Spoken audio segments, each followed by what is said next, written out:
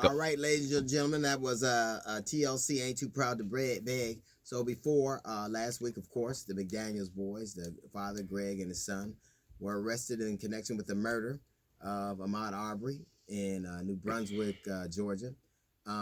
They apparently were police officers who came to the scene initially, and they wanted to arrest the McDaniels. They thought there was probable cause to arrest him, and two district attorneys proceeded to intercede and to stop that from happening. So what happens is that the police officers on the scene saw what had happened, knew that there were probable cause, and they were stopped basically and told to stand down by two district attorneys. Two. Now, the McDaniels have friends that will basically abet them in a murder. I can't even get my friends to pick me up from the airport. And now, like I've always said, when an unarmed black man dies, why is it the media is more interested in his history than the history of the people who murdered him? You know, the suspects, the people who are currently being held without bond for murder. Why is it that always happens? Why is it black people are always the first suspect in their own deaths? Now there's a video of this young man on his jog walking into a home under construction. And that same video shows they didn't steal anything. What is, if a brother walking into a home under construction is tantamount to being able to give him the death penalty, then the property brothers are fucked. My wife and daughter often go to homes under construction. Now, they say that they're looking for decorated ideas. Who knew that they were secretly planning to rob the joint once it was completed?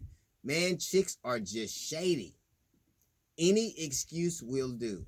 The bottom line is no matter what has happened, no matter what preceded it, those men murdered that young man, murdered him, and they should go to prison for the rest of their lives for taking someone's life. But there's always a rush to exonerate the people. There's always, because black people can't just die once. We die over and over again. They kill your reputation, your memory, every thought of you. They besmirch your character to make themselves look better. And why is it when a black person is dead, an unarmed black person is dead, we need white people to say that's a crime? Because it ain't a crime unless white people agree it is. Why is it not just a crime? Because if that were anybody else, why do we need anybody's consent to say that this is a crime? Why do we need anybody to tag along with her? Why do we need anybody to co-sign? The video said it all. Those men were murdered. Those men had their life. Those men were murderers. They took his life. And for that, they should be brought to justice. And it shouldn't require consent or co-signing from anybody else. Anybody who saw that video know what they saw, and they saw a murder. And the bottom line to me is that there is always an attempt, no matter what the circumstances, even when we found out that black people were dying disproportionately of COVID. It can't be a terrible disease that's running rapid across the world. It's got to be something we did, something we're at fault for, something we participated in.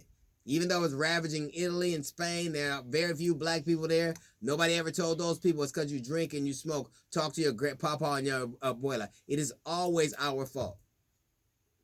This man exercised. On one hand, they tell you that we have pre-existing conditions that we need to exercise. Then when we exercise, you shoot us down. America's never been uncomfortable watching black people die. And they've always felt like it was their fault. They've always felt like if it was their fault. And all these men and women walking around protesting and comparing their plight to ours, saying this is like slavery, you're treating us like you do them, you're treating us like black people. Do this. Try running a mile in Amaud Abrey shoes. That's a little note from the GED section. We got the Jazz Report coming up in 15 minutes. It's the D.L. Hughley Show.